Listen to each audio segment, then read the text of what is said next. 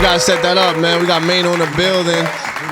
We live, man. Maino, what it is, man? How you feeling? A nice thing going on over here, brother. Come on, I appreciate like you, man. You know the vibes. I like this, man. What's happening? Ain't nothing. We over here, man. You know, we in there live with it. You know what I mean? Up all night. It's gonna be harder. Yeah, nah. I just want to let the people know what's going on. Yeah. You heard? Yeah. Make some noise, y'all. We got Maino in the building. So do you feel like this all the time? You got like dude, this is a nice little vibe here. I like this. Every Wednesday. Every Wednesday is lit. And it's different. So when I scared you a little bit when I was like, yo, we might have to postpone. You was like, not scared, like, but I was just like, damn. You know, yeah. I know how it is though. I know how it is because we be doing our shit, right? So I be like, some niggas be like, damn, you gonna postpone right now? Yeah. But when you told me I could come earlier, so it was all good. Nah, I appreciate you, man. Yeah. Stack with Biz. So, you know, that's the name of the show. Keep it a stack. Keep it a stack. And you know, you had a video that went crazy viral all over the internet. Everybody, it went everywhere, man. I saw that video everywhere. Everybody was posting it. People was asking me if it was real. I said, Maino said it was a skit, and to me, it was the skit of the year, man. It was a skit. That was the skit of the year. I knew it from jump. I knew it. I said, come on, Maino's right. The people's. That's right. The people love Maino. Right. I'm a fucking YouTuber. Come on. Right. I do skits. Right. Maino does. Yo, make some noise for Maino doing skits. I'm a funny guy. Yo, you really taking over every outlet now. Now you're doing skits, you're doing podcasts, you're doing like, come on. Around you do everything. Shout out to Bel Air. Bel Air in the building. So yeah, Maino, I was actually there. That's the funny part. Like I was, shout out to Daniel's Leather. I literally, the crazy shit was I was telling everybody, I literally just seen Maino. Man, yo, Biz, what up? We dapped it up. It was just tight. It was a lot going on. So I kept it moving. Next thing you know, I looked up. I said, niggas did a skit without me. Niggas did a skit. What the fuck? Right. I should have included you. I'm sorry. The next one, you the star. You the star. You know what's funny too? What's that? After that skit came out, I seen other people that did skits with you post theirs. Skits. Mike Ruger. I seen a few people. I said I might need a skit with Maino. Yeah, I seen a couple of them. Yeah, it was like, wow, I didn't know it was this funny. Like, you know, it's all good though. Did you see it? You just showed me it like. But I'm saying, like, how'd you feel about it? Was it a skit? I felt like. Here, talking to Mike so people can hear. Why she don't have a mic? We got to get her a mic. They just, last minute. You know what I'm saying? Yeah. How y'all doing? Yeah. Nah, I just really didn't know if you were like playing or not. Like. Nah, I'm a good actor. Seriously. Yeah, I'm looking in your face and I'm saying I'm a good actor. Because right? the kid looked like he was about to like faint. And I seen the second part, you had him like pent up, so I didn't know if like. That just means that we just putting together nice content. Nah, it was really good. It's really Definitely, good, right? it was You good. believe me, right? I really believed you. I'm like, Believe damn, like. I love it. You got the part. I got the part. I got the part. Definitely. I got the part. I did it. I made it. I say Perry seen it. You know what I'm saying? I hope so, man. That was good. Yeah. Definitely. Yeah. You will hire me, right? I would definitely. If you was putting together a movie, I'm guaranteed. If you want to do the same choke, I definitely got you for sure. Like that was a choke. I've done it many times. Many times. Okay, we talking about the same type of choke. Oh yeah, it's been. All right. It's been filmed quite a few times, but choke is legendary. I gotta see it one more time. Nah, it was crazy. It was phenomenal. It was a good choke. It was a good choke. It's a good. What's a bad choke? Like when you let go too quick. When you let go too quick. Yeah. Oh. I like that. So that's true. You got to keep it extensive. Extensive chokes. You a Let's choker? clap for extensive chokes. Yes. Are you a choker? I don't choke people. I'm a woman of No, but I'm just God. saying that like you're what? A woman of God. God. Understood. So what I'm saying is if the role that you was in, right, calls for you to choke, you don't want to do that? If it was like life or death, I would. No, if it's a role. A role? Acting, yeah. Acting, yes, of course. Yeah. Okay, see, that's yeah. it. I just really, it was that good that I still can't believe that you were really acting. It was that good. Yeah, I really think that. Another round of applause for me to be that good. Hold on. I'm that good. But you know what it is? Let me tell you what it was. Mm-hmm. Because he was such in a younger generation than you, right. I thought sometimes like, older, not saying you old, but you know what I'm saying, a little older, you would not think saying like, you old nigga, but no, I'm just saying like, you're not gonna like like, I know how it is to have a little kid try you. So I'm like, all right, maybe you really got tried, but you wasn't in the loop to know he was like a prankster. Sometimes people don't see know. those. YouTuber. Sorry. I see those videos all the time. Okay, so you. I think we all got this. I think we all in the same culture, right? So I see those videos all the time. I see people making those videos. I think that there's a level of disrespect in a lot of them. Definitely. Right. I think that there's a line sometimes that's crossed. There's a line between being a content creator and doing something that could be deemed disrespectful to somebody else. That's right. If you're in a mall, you know what I mean, and you're an artist and somebody run up on you, like for instance, I saw a video. Look at my guy. This is my guy right here. Big shout out to my guy Trill. If you I saw a video of Young Thug in the mall and the dude walking up to him calling him Future and running past him. Like, that's not disrespectful to you? The guy who was doing it was right. Is that disrespectful? If he's a prankster or he just he thought it was Young Thug genuinely. It depends. No, he called him Future. I mean, he thought it was Future, so he knew he wasn't Future. You sure he knew? I'm positive. Because there's many videos like that. Oh, okay. There's many videos where you see. Maybe I'm more in the loop than you. You are. It's maybe check this out. It's so many. Today. It's so many videos of, you saw those type of videos where there'd be one entertainer, like whether it's a rapper or whatever, and then the guys, somebody will walk up to him and purposely call him a different name. That's very disrespectful. Is that disrespectful? Yeah, and it's it's a reaction. Like, they do it just to, clickbait. Right, so I get it. But it's at whose expense? It's to make who look stupid. Mm-hmm.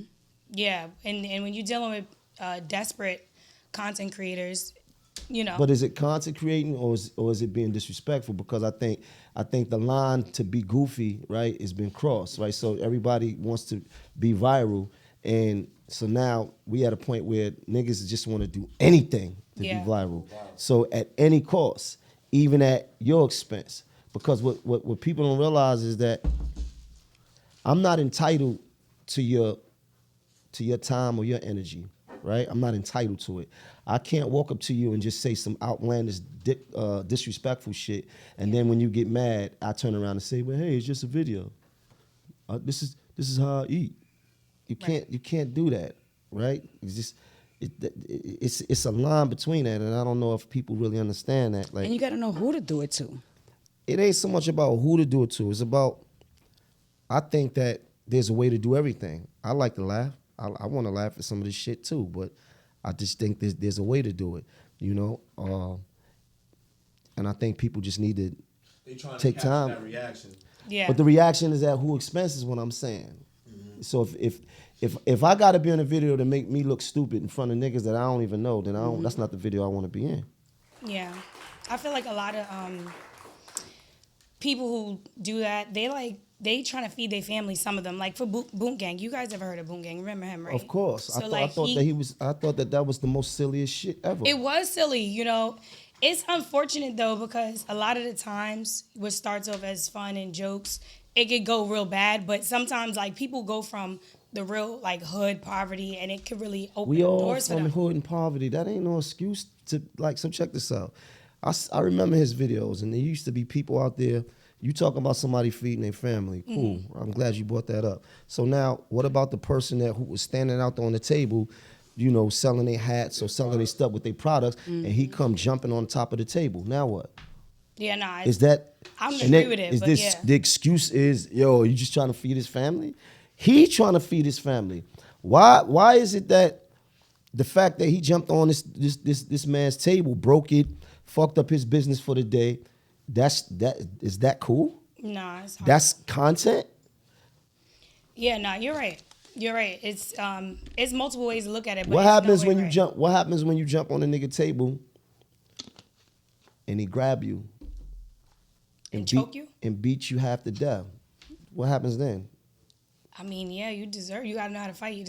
No, I'm just saying, in generally speaking. So now you're in a situation that you didn't have to be in. Yeah. You know what I'm saying? So it's like, keep it respectful. When you command respect, that means you give it. Do you consider yourself to be a serious person? No, I joke all day long. That's a fact. All day long. And anybody that knows me knows that. All day I play, but I like to play with the people that I love. Okay. I like to have fun with the niggas that I know. I came in here joking, but here's the thing. If everybody is free to walk up to you and say anything and everything to you, is that respect? No. That's actually disrespect. See, the problem is that we live in a world where the action is when it's louder than the cause, people get mad at the action. I like that. That's true. It's true. So they forget all about the cause. Well, I feel like you gotta set boundaries when you deal with people. Everybody should. Yeah, you do. Right? Everybody should. There's a video of a girl smacking Busta Rhymes on his ass. Is that cool? How's that cool? Nah, I seen that. I seen that one. Violation. And, Now I might not have reacted that way. Busta Rhymes is he's pretty serious and intense too. Like But it's not about him being serious and intense. It's about because some What is guys that would have even never about? took it. Like some dudes, I know some industry people that would have laughed at it, and I know some people that like Busta that would have went off. Like everybody's different. everybody's different. Everybody's different. We got Maino in the building. Yeah. Listen, man. What's up with the music, man? What we doing? We just dropped the song, me, Fab, Star Baby. Star Babies is a group that I've been working with, Hustle Hard. That shit go hard, though. Yeah. They played it last night, the 40-40. Yeah, definitely. O-Wave, Yellow Zoo. And we just working. You know what it is. That's what's up. Yeah, we was in the studio. Shout out to Killer Touch. Got another one on the way. You know what I mean? That's right. Taylor How about Ricard. You know what I mean? That's That right. shit was going That's right. crazy. We shot the video in Times Square. Same day. Same day. Right. How do you balance the whole, like matter of fact, let me ask you this, Maino, because I knew you for a minute, man. You always had, like that work ethic. You know what I'm saying? Like, I never got around you and wanted to go home and, sleep all day. You know what I'm saying? Ain't no sleeping all day. And your boy Jim, y'all like twins with that shit, bro. I wake up, y'all niggas working out. I'm over here like, when the fuck? I was just with these niggas all night in the Bronx. And And then we back up in the morning. It's crazy. I mean, you gotta go get it. Ain't nobody gonna give it to you. Anybody gonna make it easy for you. So you get what you put in. Jim is a monster. I tell people that all the time. Like, his work ethic crazy. Like when we did the Lobby Boys, he was actually doing another project. I know he was working on a Young Berg joint, and he was doing a Spanish album. Jim be doing 5 albums at the same time. So he was coming in the studio like, I was going on the studio like about 8 o'clock. He was getting there maybe like 12:01 after he already was working already. So Crazy. His work, and then we was staying to 5, 6. So this is every day for months. So, Where'd y'all get the Lobby Boys name from? That was something that we talked about doing many years ago, right? So back when Puff and Ross used to call themselves the Bugatti Boys. So we had a song years ago, and Capo was like, shout out to the Bugatti Boys, but me and Maino, we the Lobby Boys. So we always talked about doing that project.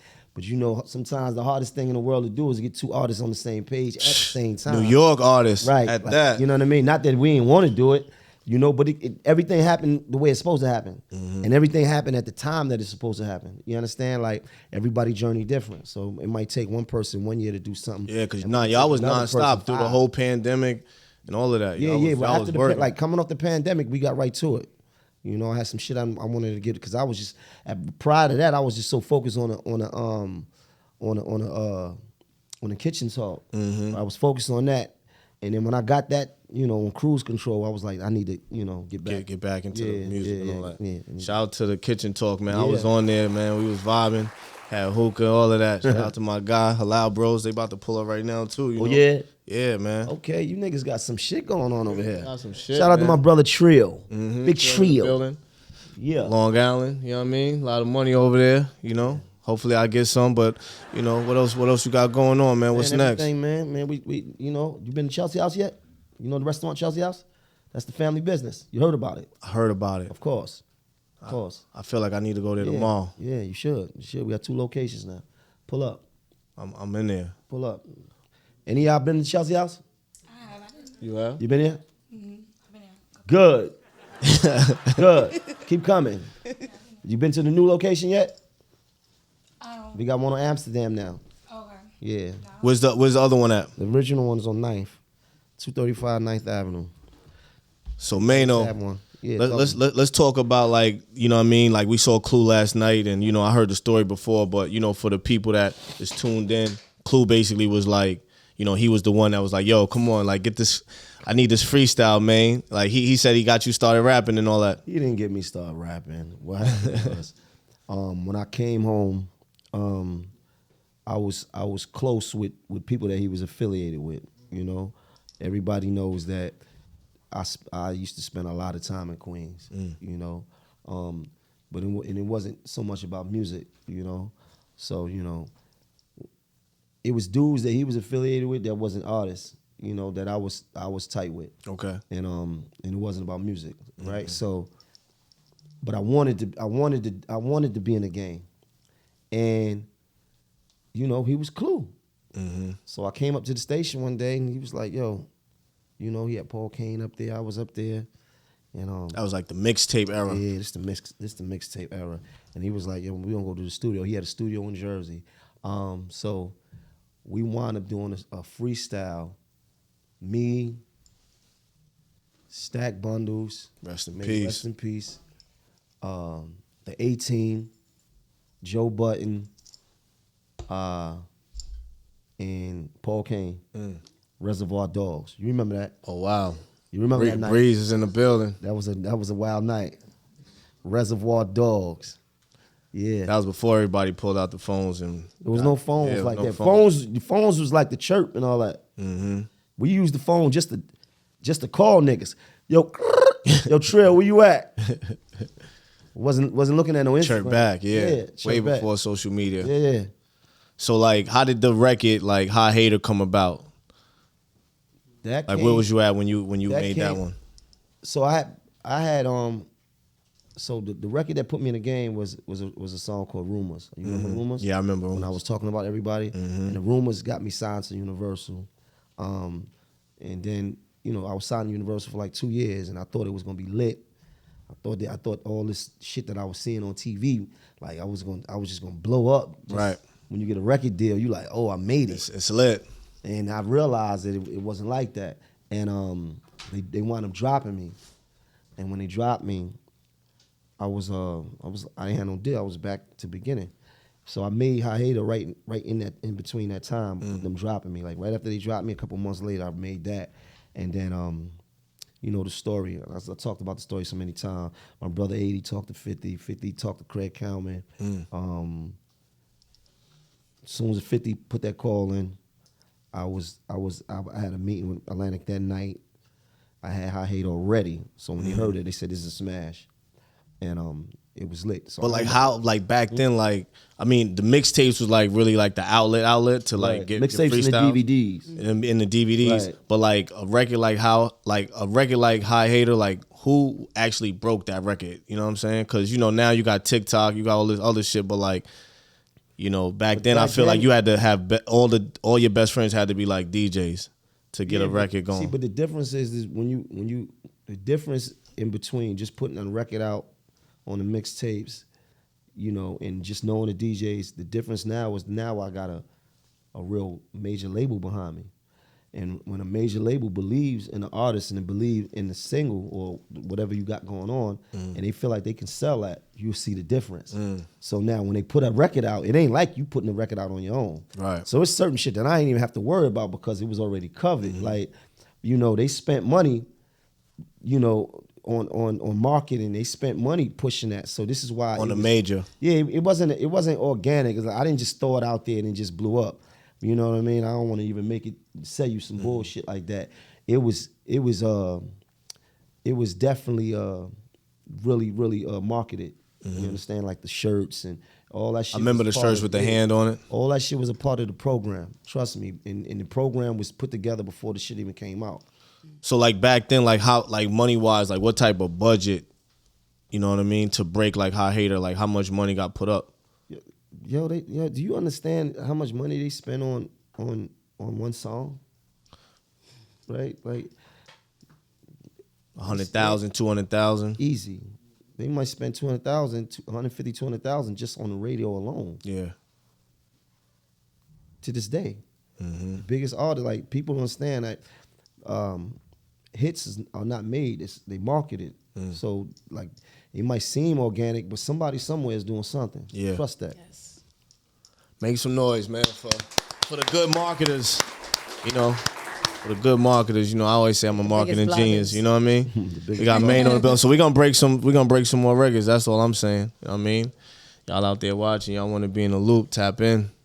Being in the game for all the years you've been in the game, you've kept a light to you. You've kept consistent. Yes, there's Thank you. consistent. Thank you. What is it about the game right now and the rap that you love?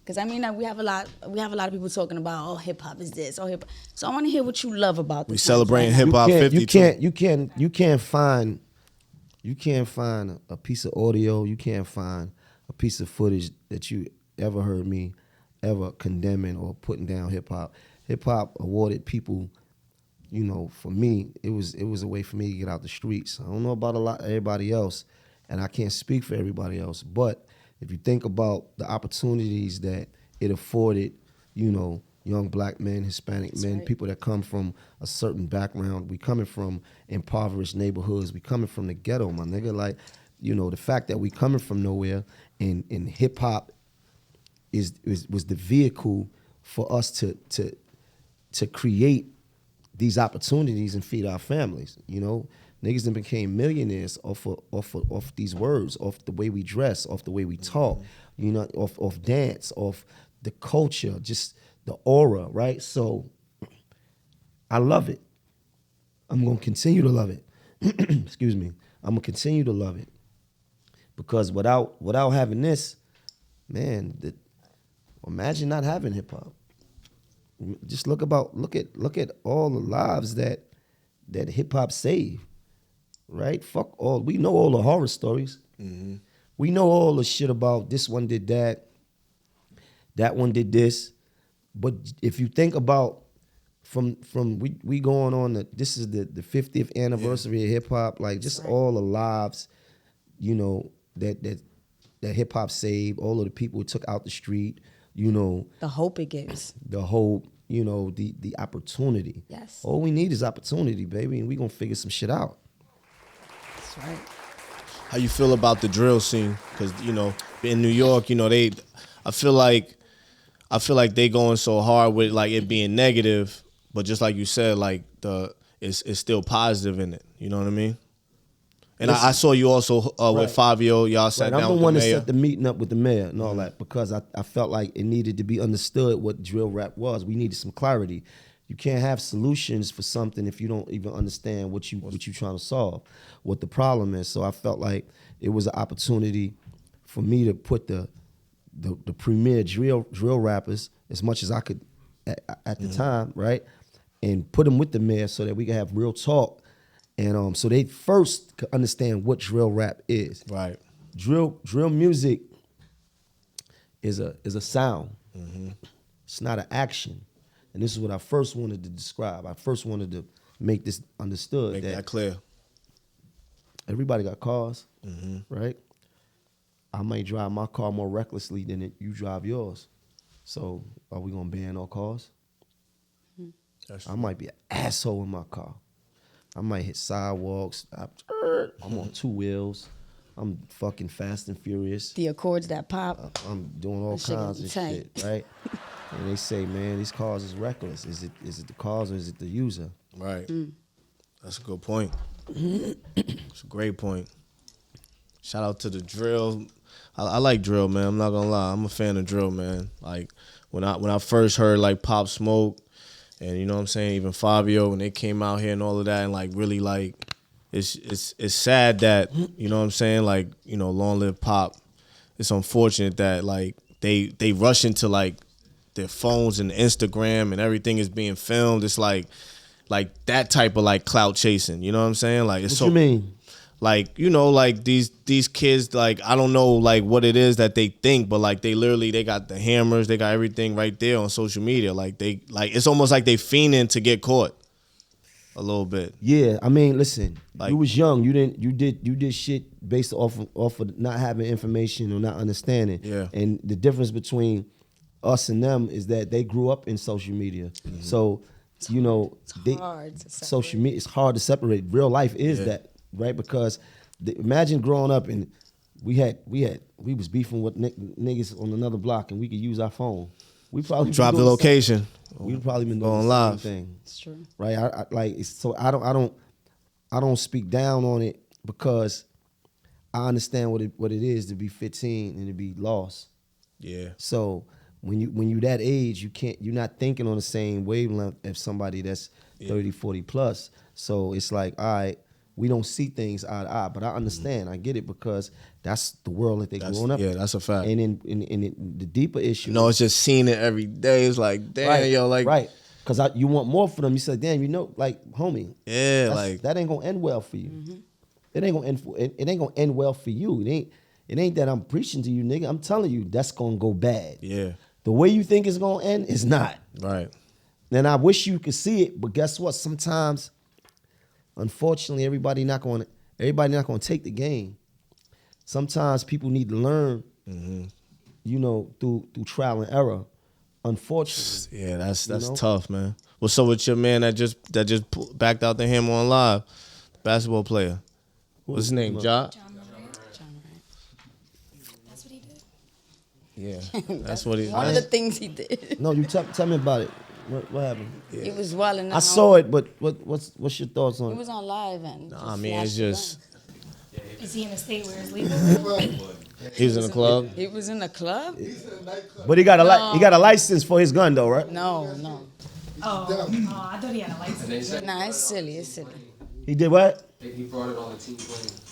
Can't do that. Oh, Look at Maino. Wait. So what are you saying? Can't protect yourself? 50 games. Is that a fact? I heard it was 2 games. They upped it. It went from 2 to 50. in the air right now. It's a big. So they're gonna suspend him for He's the. suspended right now, currently. So he got a license for the gun.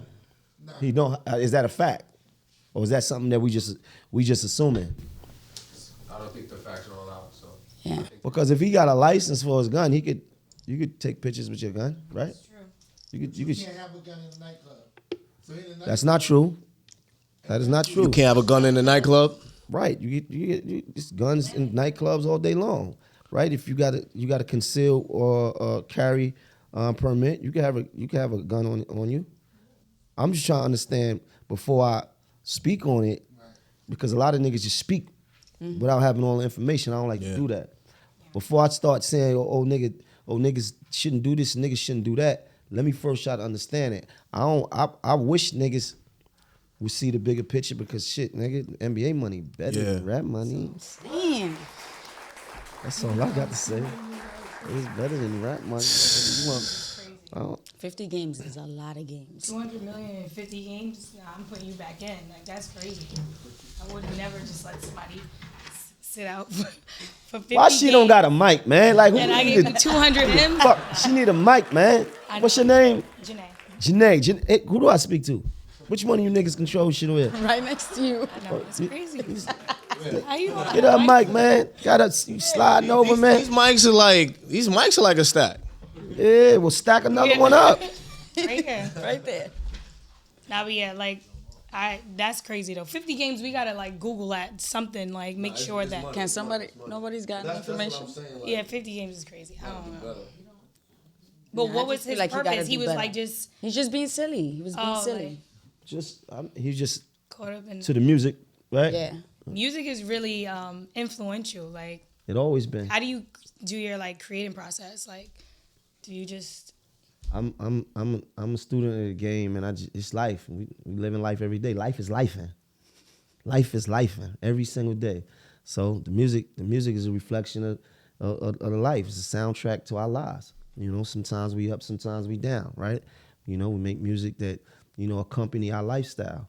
You know, sometimes we talking about girls, sometimes we talking about street shit, you know. Sometimes we talking about political shit. It's just like a conversation right here, right? We can talk about many different things. It's the same thing. yeah? So like, have you ever had an option to like do a song with somebody and like you didn't like the vibe of the record and you turned it down? Like is there a certain type of sound you would even entertain? Man, I'm not really like that. You know, I did plenty whack songs with niggas. It didn't matter. You know what I mean? Okay. It was just for me. It was just like whether it was business or whether it was a good look, right? Because it's, you know, we gonna do it for either one, right? So it's like I'm gonna step out here and I'm gonna do this song because I'm being paid to, right? Or I'm gonna do it because I feel like it's a good look to be connected to that artist or tapping into that artist fan base. Either way, I ain't tripping. I don't trip off none of that type of shit. Because what we talking about? Writing rhymes?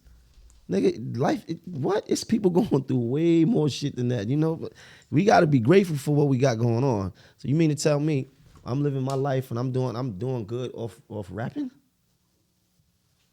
That's easy. Definitely a blessing. Let me ask you though, right? Out of like all of the songs that you know how like you get producers to send you beats and different things like that. Did you ever pass down on something that like somebody else picked up and it came a big hit and you was like, damn, I could have? Yeah. Or like even a feature, like, you know what I'm saying? There was one Eminem record that was mine's. It was a song Eminem had that is mine's. That was my song first. And I was remember the name?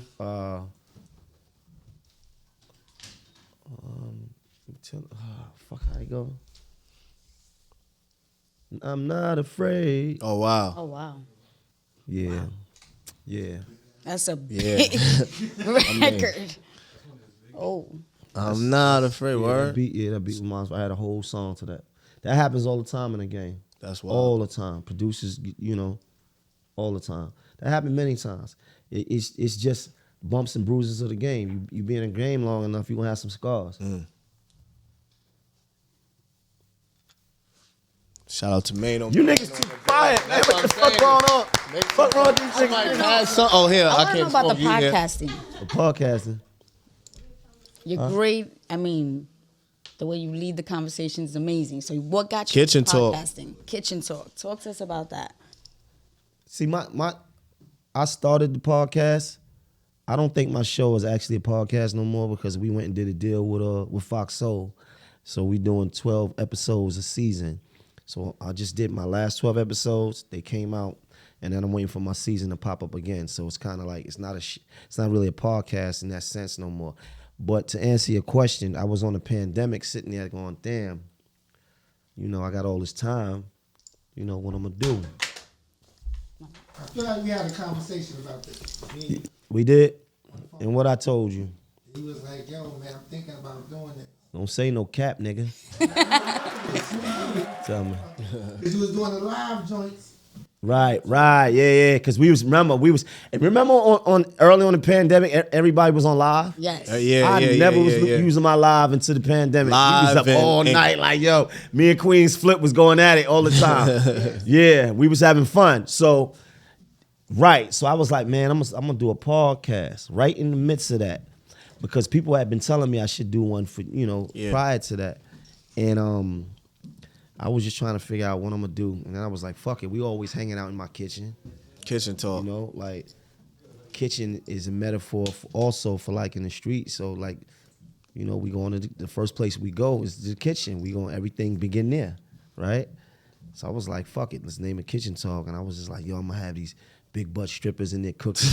I'm like thinking of Yo, hold on, you did have that though, yeah. I started like that. That didn't work. Why ain't work? It looked like it was working. I was distracting and I wasn't focused and that food wasn't coming out the way I wanted it to come out at first. I had chicks in there running around with those chef aprons on, with thongs on, and I'm like, damn.